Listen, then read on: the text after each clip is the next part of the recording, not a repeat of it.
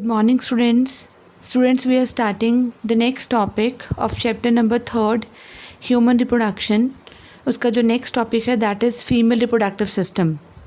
बेटा female reproductive system में that it consists of ovaries,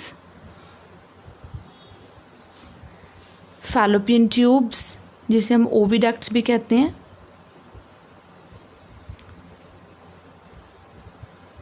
uterus, vagina,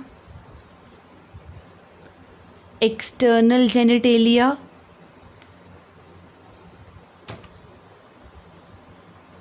and mammary glands. बेटा mammary glands इसमें इसीलिए इंक्लूड करी हैं because they have role in nourishing the baby, right. तो ये जो मैंने स्ट्रक्चर ड्रॉ करके रखी हुई है this is the female reproductive system. तो हम सबसे पहले बात करेंगे ओवरीज़ की. तो फर्स्ट पार्ट को हम डिस्कस करने जा रहे हैं ovaries. Ovaries are 2 in number. See ovary here, this one is ovary. So they are 2 in number and they are located in the pelvic cavity, right? And they are the primary sex organs. They are the primary sex organs, यानी कि they are the one which can make the gamete. So they are the primary sex organs. And if we talk about their length is about 2 to 4 centimeter. इतनी सी, right? And their width is 2 to 3 centimeter, right? और जो ovaries है बेटा वो female sex hormone release करती हैं, oestrogen and progesterone. So they release hormone oestrogen and progesterone, right. Now if you talk about the shape, their shape is like the unshelled almond. छिला हुआ जैसे बादाम होता है ना, उस तरह से इसकी शेप होती है, राइट. और जो ये आप देख रहे हो ये चीज़ ब्रॉड लिगामेंट, राइट. बेटा this broad ligament of the uterus, ये यूट्रस की होती है. It actually attaches the ovary to the mesovarium. What is now mesovarium? ये क्या चीज़ है बेटा? जो हम ये कह सकते हैं कि जो दोनों ओवरीज हैं they are actually in the abdominal cavity, pelvic cavity, in the ovarian fossa. Fossa is a space जहाँ पे ओवरी जो है वो प्लेस्ड है, right. So each ovary is attach to the posterior layer of the broad ligament. ये देखो, ये अगर ब्रॉड लिगामेंट है इसकी पोस्टीरियर लेयर से अटैच होती हैं.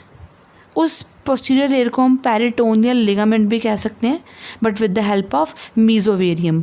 यानी कि मीजोवेरियम पार्ट है ब्रॉड लिगामेंट का ही जो ओवरीज को सस्पेंड कराती हैं, राइट, अटैच कराती हैं. So mesovarium is actually a short fold of peritoneum. Peritoneum क्या होता है बेटा? It's the lining, it's a serous membrane that lines the abdominal cavity. So it's a short fold of peritoneum and वहीं से ही root आता है vessels का, nerves का टुवर्ड्स ओवरी. तो जितनी भी वेसल्स, नर्व्स टुवर्ड्स ओवरीज आनी है वो with the help of peritoneum that is मीजोवेरियम से ही आनी है. एक बार मैं फिर बता रही हूँ ये चीज़ दैट ईच ओवरी यानी कि both of the ovaries they are attach to the posterior part of the broad ligament with the help of mesovarium. Now what is मीजोवेरियम?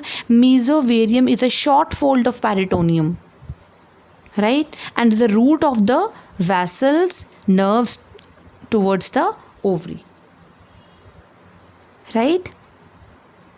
तो देखो, अगर मैं यहाँ पे दिखाना चाहूँ तो ये मैं दिखा रही हूँ ओवेरियन आर्टरी का रूट, राइट. सो मैं यहाँ पे लिख रही हूँ अभी. So both the ovaries are attached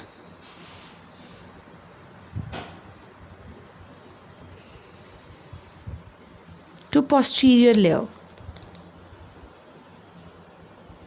So both the ovaries are attached to posterior layer right, of broad ligament,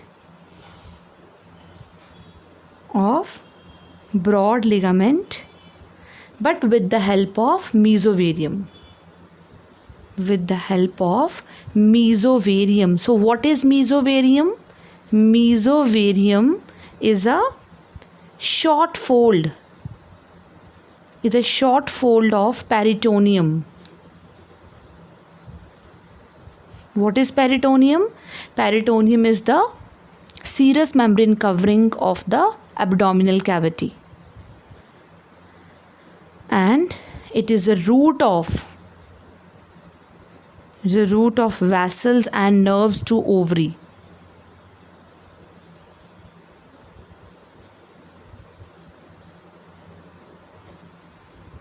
Right? See, this is the female reproductive system. So ovary produces ovum and sex hormones. Clear? Now बेटा अब हम बात कर लेते हैं ovary की internal structure की. Right? So internal structure of the ovary. This is the internal structure of ovary और TS of human ovary. So see diagram के थ्रू देखो इसको बेटा. यहाँ पे ये देखो, ये जहाँ पे मैंने लाइनिंग करी हुई है, दिस लेयर, ये कंप्लीट जहाँ पे मैं लाइनिंग कर रही हूँ, this layer it is known as germinal epithelium. Students आपको याद होगा जर्मिनल एपिथेलियम में कौन सा एपिथेलियम होता है? Cuboidal epithelium. And it will produce germ cells. So ovary is covered by a layer of cubical epithelium called as germinal epithelium, and germinal epithelium is itself covered. देखो ध्यान से देखो, ये जो लेयर है ये भी कवर्ड है. देखो इससे, इस लेयर से.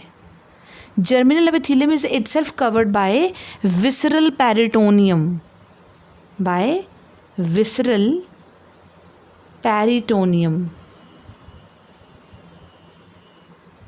राइट? अब आप एक और चीज़ देखो, एपिथेलियम के नीचे भी एक लेयर है. देखो ये वाली. Right? This layer it is known as tunica albuginea. So ये ओवरी की क्या होगी बेटा? कवरिंग्स हैं. ट्यूनिका एल्बुजिनिया यानी कि सबसे बाहर जो है दैट इज़ विस्ट्रल पेरिटोनियम, उसके बाद जर्मिनल एपिथेलियम, फिर आती है ट्यूनिका एल्बुजिनिया. और ट्यूनिका एल्बुजिनिया के नीचे क्या है? ये सारा it's a stroma of the ovary. Right? It's a stroma of the ovary, stroma tissue of the ovary. Clear? ये बात आपको क्लियर हो चुकी होगी आई थिंक. राइट? तो अब बेटा हम डिस्कस कर लेते हैं कि ओवरी के अंदर हमें क्या क्या नज़र आ रहा है. तो ये देखो, ये जो स्ट्रक्चर्स हैं ये मैंने ब्लड वेसल्स ड्रॉ करी हैं. ब्लड वेसल्स, सिर्फ डायग्राम को भी डिस्कस कर रहे हैं हम. राइट? दिस वन, ये वाला इज़ द एग नेस्ट. ये सेल्स जो हैं वो जर्मिनल एपिथेलियम के सेल से ही बने हैं. राइट? और ये जो आप स्ट्रक्चर देख रहे हो, this one is a primary oocyte. बहुत सारे प्राइमरी oocytes पड़े होते हैं बेटा. जितने भी हम कह सकते हैं प्राइमरी oocytes बनने होते हैं स्टार्टिंग में, before the birth of female, हम कैसे before the birth of baby girl बनने होते हैं, वो बन जाते हैं. उसके बाद नए oogonia नहीं ऐड होते. राइट? तो एक बार जितने oogonia बनने थे वो बन गए. आफ्टर द बर्थ नए oogonia नहीं ऐड होते हैं. तो ये पड़े हैं primary oocytes. Right? Primary oocyte के बाद ये है सेकेंडरी oocyte, प्यूबर्टी के टाइम पे जब प्यूबर्टी स्टार्ट होनी है. फिर उसके बाद सेकेंडरी oocyte के बाद ये है टर्शरी फॉलिकल. टर्शरी फॉलिकल में आपको ये लिक्विड नज़र आ रहा है, ये बीच में लिक्विड ड्रॉ करा हुआ है. राइट? ये टर्शरी फॉलिकल. राइट? और इसमें ये चीज़ जो है उसको हम एंट्रम बोलते हैं. एंट्रम बोल दो या कैविटी बोल दो. और ये चीज़ जो है इसे हम बोलेंगे ग्राफियन फॉलिकल. बेटा Graafian is a mature follicle. Mature follicle rupture होगी, देखो टूट गई. मैच्योर फॉलिकल टूट गई कब? On the 14th day of menstrual cycle, और उसने क्या रिलीज़ कर दिया। अब इसको अभी ओवम नहीं बोलेंगे, अभी क्या बोलेंगे, सेकेंडरी oocyte। क्यों ऐसा बोला ये मैं बाद में बताऊंगी, अभी नहीं। This is secondary oocyte, right. अब सेकेंडरी oocyte तो रिलीज़ हो गया, लेकिन पीछे के जो सेल्स थे वो तो बच गए। दिस वन इज़, जो सेल्स बच गए, दैट इज़ कॉर्पस ल्यूटियम। तो कॉर्पस ल्यूटियम अभी क्या हो रहा है, डिवेल्प हो रहा है। सो डिवेल्पिंग कॉर्पस ल्यूटियम, ये कॉर्पस ल्यूटियम डिवेल्प हो चुका। So corpus luteum developed, right? So these follicle cells, they are filled with lutein, right? So ये follicle cells हैं बेटा, they are filled with a yellow fluid known as lutein। और ये जो आप देख रहे हो दिस वन बेटा, ये है कॉर्पस एल्बिकन्स। क्या है, ये डीजनरेट हो गया। अब कॉर्पस ल्यूटियम डीजनरेट हो गया, और वो डीजनरेट होके एक वाइट स्कार सी बॉडी बना देता है, उसको हम बोलते हैं corpus albicans, white scar like body, right. So यहाँ पे ओवुलेशन हमने दिखाई है, हमने कवरिंग्स की बात कर ली इसकी, क्लियर। सो इनसाइड दिस, ये पूरी कंप्लीट स्ट्रक्चर को हम क्या बोलते हैं, ओवरी के स्ट्रोमा। लेकिन स्ट्रोमा भी बेटा आगे डिवाइडेड है। दैट आउटर आप देख रहे हो, ये पोर्शन, ये वाला इतना सा, this one is the outer dense portion known as a cortex,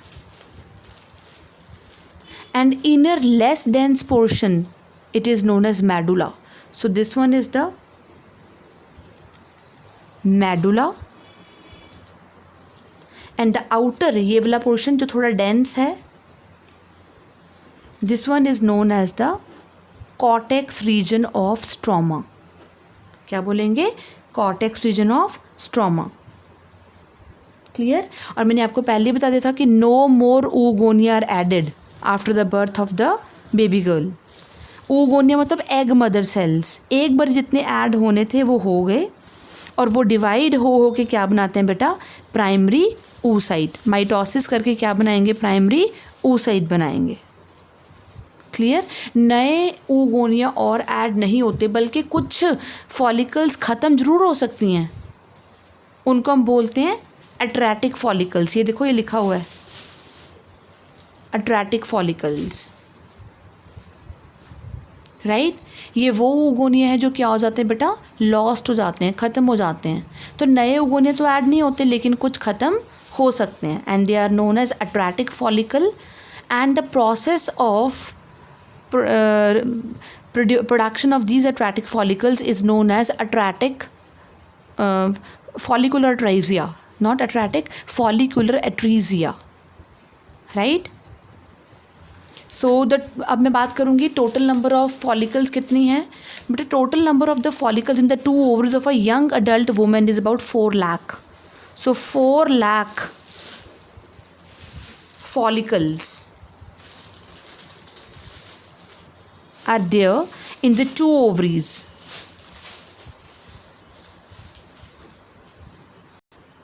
And many ovarian follicles during primary oocyte stage, right, they stops, if we can say, ये डीजनरेट हो जाती हैं, स्टॉप हो जाती हैं आगे प्रोड्यूस होना, या आगे ग्रो करना बंद हो जाती हैं।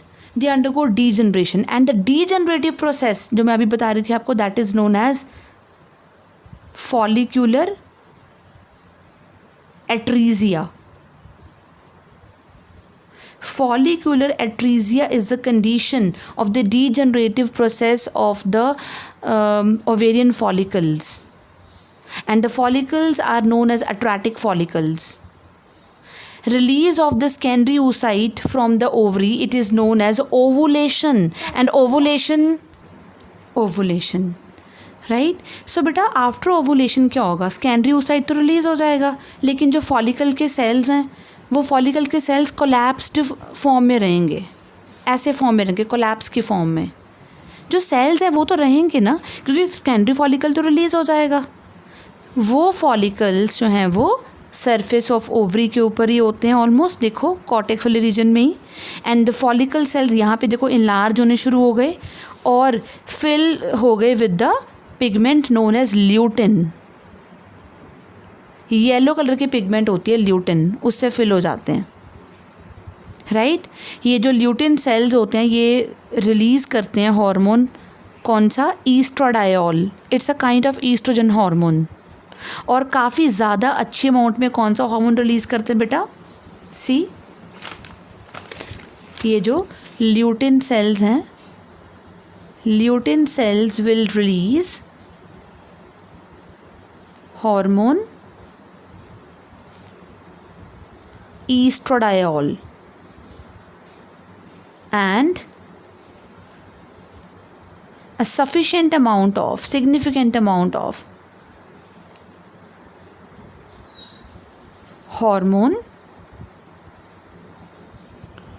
कौन सा, that is progesterone, and we know that progesterone is a pregnancy maintaining hormone, right। तो ये कौन रिलीज़ कर रहा है बेटा, कॉर्पस ल्यूटियम, यानी कि कॉर्पस ल्यूटियम का मेंटेन होना will help in maintaining pregnancy. यानी कि अगर कॉर्पस ल्यूटियम पूरे एंड तक मेंटेन रहता है 9th मंथ तक, so it will help in releasing hormone progesterone and that help in maintaining pregnancy, right. So corpus luteum बेटा also it releases hormone relaxin.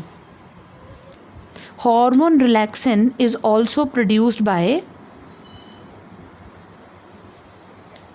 by corpus luteum or lutein cells, right? तो जो relaxin hormone होता है बेटा वो क्या करता है, रिलैक्सिन हार्मोन मदर की बॉडी को रिलैक्स करता है during the delivery time, right. ये उसकी जो प्यूबिक सिम्फेसाइजेज जो लिगामेंट होती है उसको रिलैक्स करता है ताकि इजी पैसेज हो सके बेबी की, क्लियर। और जो डीजेनरेटेड पार्ट होता है इसका, जब ये ऑब्वियसली जब सेकेंडरी oocyte सपोज करो फर्टिलाइज नहीं हुआ स्पर्म के साथ, तो बेटा इसकी डीजनरेशन होनी शुरू हो जाती है। ये डीजनरेट होगा तो प्रोजेस्टेरॉन का लेवल भी कम होगा, प्रोजेस्टेरॉन का लेवल कम करते ही नेक्स्ट साइकिल स्टार्ट हो जाएगा मेंस्ट्रुअल का। तो ये जो डीजनरेट होगा तो उसके डीजनरेटेड पार्ट को हम क्या बोलते हैं, corpus albicans, and it is just a white scar like body, it's a white scar like body, clear. तो ये था हमारे पास internal structure of the ovary, यानी कि हमने अभी ओवरी का स्ट्रक्चर डिस्कस कर लिया। अब हम बात करेंगे फैलोपियन ट्यूब की, राइट। तो second portion, see second part is the fallopian tube. तो हम यहीं पे डिस्कस कर लेते हैं फैलोपियन ट्यूब। बेटा फैलोपियन ट्यूब की अगर लेंथ की बात करूँ तो it's about 10 to 12 centimetre in length. तो second portion is the fallopian tube, that is 10 to 12 centimetre in length. इसको हम एक और नाम से जानते हैं, दैट इज़ ओविडक्ट। क्या बोलते हैं, ओविडक्ट, क्लियर। अब फैलोपियन ट्यूब के पार्ट्स हैं। फैलोपियन ट्यूब के पार्ट्स कौन कौन से हैं, first is the infundibulum, infundibulum, second is the ampulla, third is the isthmus, and the fourth one is the uterine part. See, diagram में देखें, अब हम देखेंगे, ये देखो, ये फर्स्ट पोर्शन, ये वाला, this one is the infundibulum portion, right, and this one is the ampulla part, right. This one is the isthmus and this one is the uterine part, ये वाला, ये वाला, this one is the uterine part. तो oviduct के ये parts हो गए, infundibulum, right, ampulla, isthmus and the uterine part, clear. अब हम इनको एक एक करके डिस्कस कर लेते हैं। इनफंडिबुलम पोर्शन, बेटा जो इनफंडिबुलम पोर्शन है ना वो डायलेटेड पोर्शन होता है, थोड़ा खुला सा डायलेटेड ट्रम्पेट लाइक पोर्शन होता है। देखो ये dilated trumpet like portion. So this is dilated trumpet like portion. और ये भी पेरिटोनियम कैविटी में ओपन होता है. अब आप देखोगे इसके एंड पे, ध्यान से देखो, इसके एंड पे आपको फिंगर लाइक प्रोजेक्शन से नज़र आ रही हैं. ये जो फिंगर लाइक प्रोजेक्शंस है ना, ये वाली फिंगर लाइक प्रोजेक्शंस, ये इसको हम बोलते हैं फिम्ब्रिए. क्या बोलेंगे? फिम्ब्रिए. क्योंकि ओवरी जैसे ही ओवम रिलीज़ करेगी, सेकेंडरी oocyte रिलीज़ करेगी, तो इसको कैच करने के लिए फिम्ब्रिए होंगे. So the function of the fimbriae is to catch the ovum, right. So the end of infundibulum has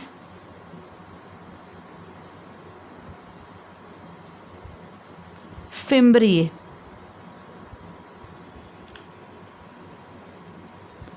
right, and that fimbriae help in collection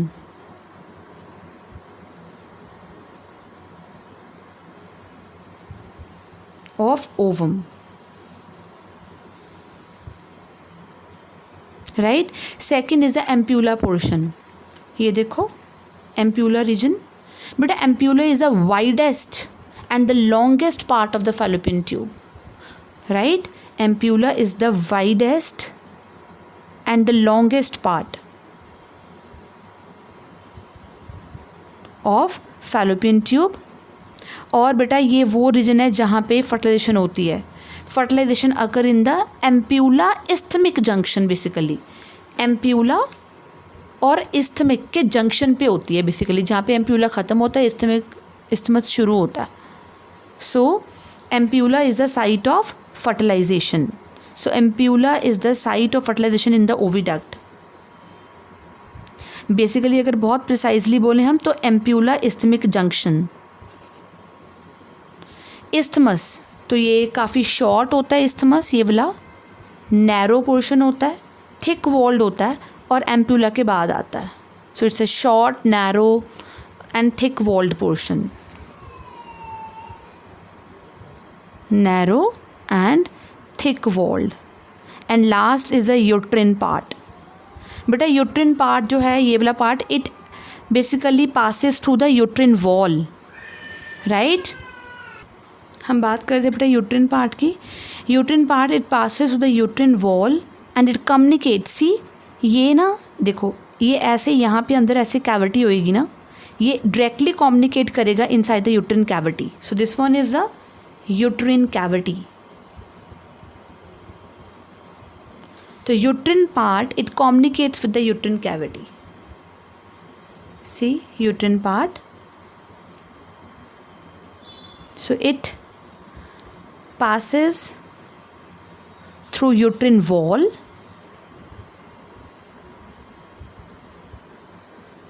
and communicates